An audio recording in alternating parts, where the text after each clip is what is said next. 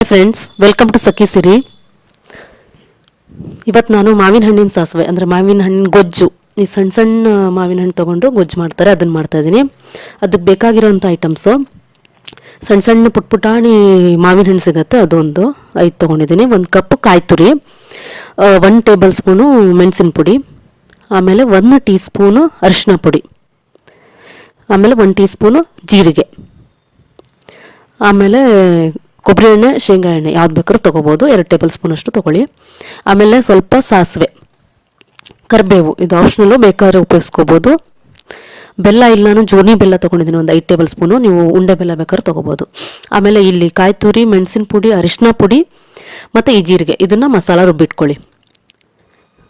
ಇಲ್ಲಿ ಸಣ್ಣ ಸಣ್ಣ ಮಾವಿನ ಹಣ್ಣು ಸಿಗ್ತದೆ, ಹುಳಿ ಸಿಹಿ ಇರುತ್ತೆ ಸಣ್ಣದು, ಇದೊಂದು ಸ್ವಲ್ಪ ದೊಡ್ಡ ಇದೆ, ಬಟ್ ಪುಟಾಣಿ ಆಗಿರೋದು ತುಂಬಾ ಟೇಸ್ಟ್ ಆಗಿರುತ್ತೆ.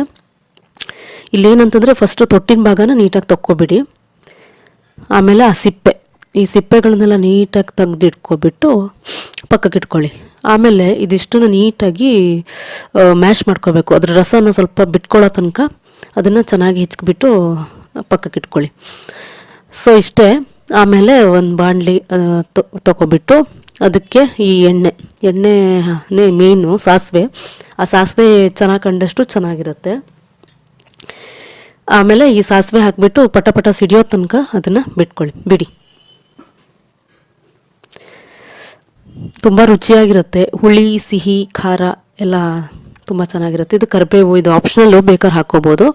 ಆಮೇಲೆ ನಾನು ಮಸಾಲ ರುಬ್ಕೊಂಡಿದ್ದೀವಲ್ಲ ಅದನ್ನು ಹಾಕ್ಕೊಬಿಟ್ಟು ಸ್ವಲ್ಪ ಬಿಸಿ ಮಾಡ್ಕೊಳ್ಳಿ, ಆ ಹಸಿ ವಾಸನೆ ಸ್ವಲ್ಪ ಬಿಟ್ಕೊಳ್ಳಿ ಅನ್ನೋ ಒಂದು ಕಾರಣಕ್ಕೆ.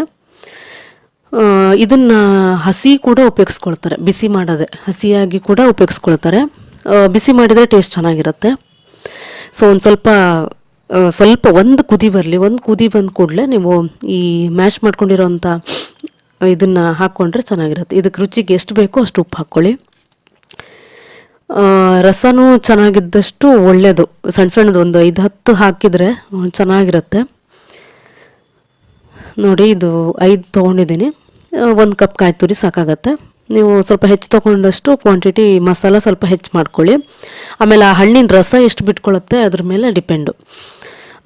ಗ್ರೇವಿ ಚೆನ್ನಾಗಿ ಬರುತ್ತೆ, ಅವಾಗ ಗೊಜ್ಜು ಚೆನ್ನಾಗಿರುತ್ತೆ. ಇಲ್ಲಿ ನಾನು ಜೋನಿ ಬೆಲ್ಲ ತೊಗೊಂಡಿದ್ದೀನಿ, ಉಂಡೆ ಬೆಲ್ಲ ಬೇಕಾದ್ರೂ ತೊಗೋಬೋದು. ಜೋನಿ ಬೆಲ್ಲ ಟೇಸ್ಟು ಚೆನ್ನಾಗಿ ಕೊಡುತ್ತೆ, ಉಂಡೆ ಬೆಲ್ಲ ಕೂಡ ಹಾಕ್ಕೋಬೋದು.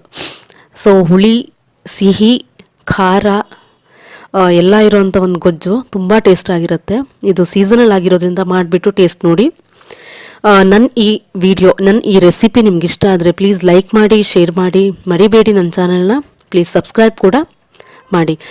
ಹಾಗೆ ನನ್ನ ಮುಂದಿನ ವೀಡಿಯೋಗಳನ್ನು ಅಪ್ಡೇಟಿಗೋಸ್ಕರ ಬೆಲ್ ಬಟನ್ ಕೂಡ ಕ್ಲಿಕ್ ಮಾಡಿ.